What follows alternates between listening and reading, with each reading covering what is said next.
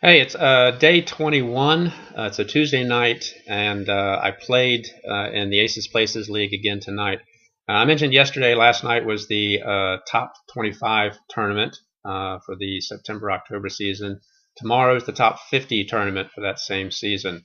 As I said yesterday, did not do well in the top 25.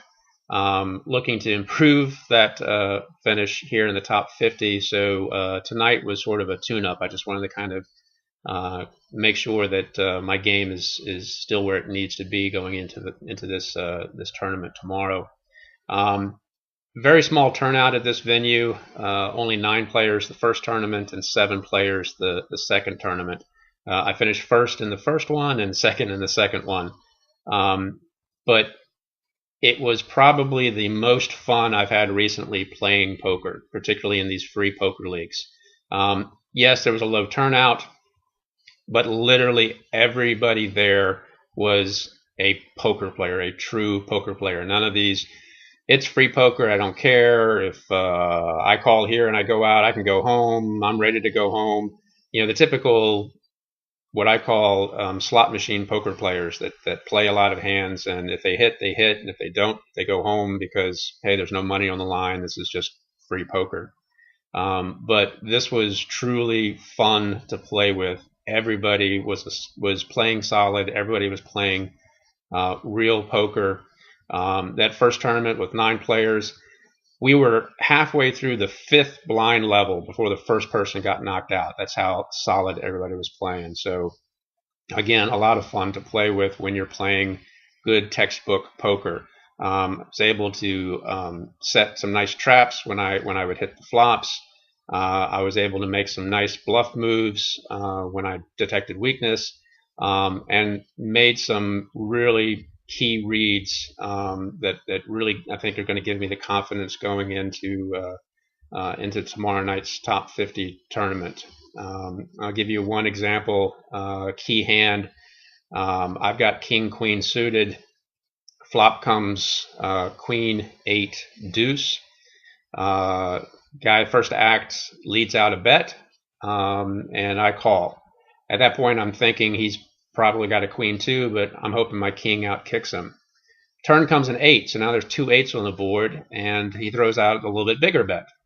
I go ahead and smooth call again. River comes a 10. So now there's queen, 2 8s, a deuce, and a 10 on the board, and he pushes all in. Slowed me down. Now I've got to think. Did he really have an 8? And so now I have to think and look at the story that he told. He let out the bet on the flop with a queen on the board. 8 was just second pair. I can't believe that he took a stab with just an 8. Now I got to wonder, did he have queen 8 and flop top 2 pair and bet into me? That's the only thing I can think of that would hurt me. But again, looking at the player, reading the way he's been playing, again, I finally read made my decision that he was betting the queen the whole way. Now it's just a question of, did he hit that 10 on the end to give him 2 pair? Was he playing queen 10 against my queen king? I go ahead and make the call. He turns over queen jack. I kick him, take the pot down, knock him out of the tournament.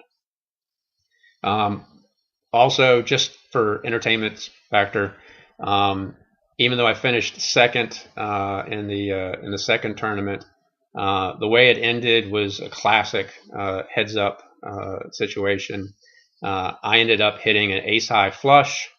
We're kind of sort of teasing each other, little small bets here, value bets, and finally at the river, I push all in, or he makes a bet, I push all in, he snap calls over the top of me. I'm thinking, great, let me show you my ace high flush, and he shows me his straight flush. So again, real classic ending. Happy with that second place finish, and happy to really spend a full night, 2 tournaments of playing good, solid poker.